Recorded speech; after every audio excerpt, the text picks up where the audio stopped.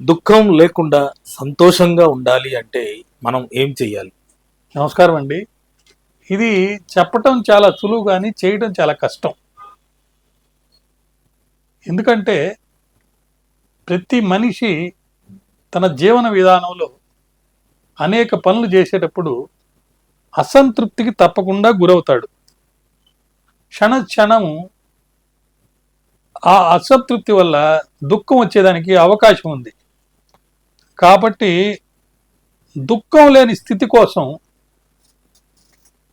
తను పరితపిస్తూ ఏమేం పనులు చేస్తే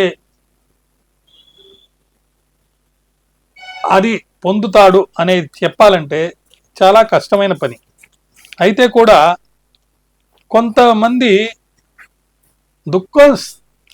దుఃఖం లేని స్థితి కోసం ఏం చేస్తారంటే పెద్దవాళ్ళు, గొప్పవాళ్ళు, ప్రవక్తలు, మతాధిపతులు, తత్వవేత్తలు వాళ్ళు చెప్పిన బోధనలన్నీ వింటారు. లేకపోతే భారతం, రామాయణం, ఇతర మతస్థులు వాళ్ళ యొక్క ఖురాను, బైబిల్ ఇటువంటివి చదువుతారు. వాటిలో సారాన్ని గ్రహించి వాటిని పాటిస్తే, ఉదాహరణకి హిందూ అనుకోండి, హిందువులకి నువ్వు ఏ పని జరిగినా దాని యొక్క ఫలితం గురించి నువ్వు ఆలోచించొద్దు, పని చేసుకుంటూ పో అని చెప్తారు. ఫలితం గురించి ఆలోచించరు కాబట్టి వాళ్ళకి దుఃఖం రాదు. ఇలా ప్రతి మనిషికి కూడా రెండు రకాలైనటువంటి ప్రపంచాలు, ఆలోచనలు, విధానాలు ఉంటానే ఉంటాయి. ఒకటేమో అందరికి కనిపించేది, అది ఎవరు చూసినా అర్థమయ్యేది. లోపల అంతర్ముఖం, లోపల ఇంకోటి ఉంటుంది. ఆ లోపల ఉన్న దాన్ని తృప్తిపరచడం అనేది చాలా ముఖ్యం. బయట ఉన్న దాన్ని ఎట్టొగట్ట నెట్టుకొని పోతాడు. అంతర్ముఖంగా లోపల ఉన్న అంతర్గత ప్రపంచంలో అనేక ఆలోచనలు, కలలు, ఉద్వేగాలు, బాధలు, కష్టాలు, సుఖాలు కూడా అన్నీ వస్తుంటాయి. కాబట్టి ఈ రెండింటిని సమన్వయపరుచుకొని, బాహ్య జీవితం, అంతర్జీవితం, ఈ రెండింటిని సమన్వయపరుచుకొని కనుక ఉంటే ఖచ్చితంగా దుఃఖ స్థితి అనేది రాదు. దీంట్లో ఏమంటారంటే, నీ మనసులో ఏ ఆలోచన వస్తే నీ నోటి ద్వారా అదే చెప్పు, నువ్వు అదే పని చెయ్యి, నిజాయితీగా ఉండు, నువ్వు నమ్మిన విలువల్ని కాపాడుకుంటూ వాటి కోసం ప్రయత్నిస్తూ పనిచేస్తూ తృప్తిగా జీవించు. దుఃఖరాహిత్యం కావాలంటే ద్వంద్వ ప్రవృత్తులు ఉండకూడదు. కానీ చాలా సందర్భాల్లో మనం అబద్ధాలు చెప్తుంటాం, ఒక ముసుగేసుకొని జీవితాన్ని గడిపేస్తుంటాం. దానివల్ల ఏమొస్తుంది, మనకు దుఃఖం వచ్చేదానికి అవకాశం ఎక్కువ ఉంటుంది. కానీ కొంతమంది అట్లాంటి పరిస్థితుల్లో కూడా దుఃఖం లేకుండా ఉంటారు. కానీ నీ ఆత్మ అభివృద్ధి కోసం నువ్వు పరిణితి చెందే దిశగా ద్వంద్వ ప్రవృత్తులు లేకుండా ముందుకు వెళ్తూ ఉంటే, నీ కనుక సమర్థత ఉంటే ఈ రెండో ముసుగును తొలగిస్తావు. ఒకటే ఉంటుంది నీకు, దుఃఖ స్థితి నుంచి దుఃఖ రాహిత్యానికి నిన్ను నడిపిస్తుంది. సో దానికోసం ఒక క్రమశిక్షణతోటి కొన్ని ముఖ్యమైన పనులు నువ్వు చేస్తూ ఉండాలి. ఒక్కొక్క రిలీజియన్లో, ఒక్కొక్క సిస్టంలో కొన్ని విధానాలు ఉంటాయి. ఇప్పుడు బ్రహ్మకుమారీసు అక్కడ రాజయోగం చేయమంటారు. భగవద్గీతలో గీతని చదివి దాన్ని పాటించు అని చెప్తారు. ఇంకా బైబిల్లో ఇంకో రకంగా, అట్లా ఒక్కొక్క దాంట్లో ఒక్కొక్క విధానం చెప్పి మనకు చెప్తుంటారు.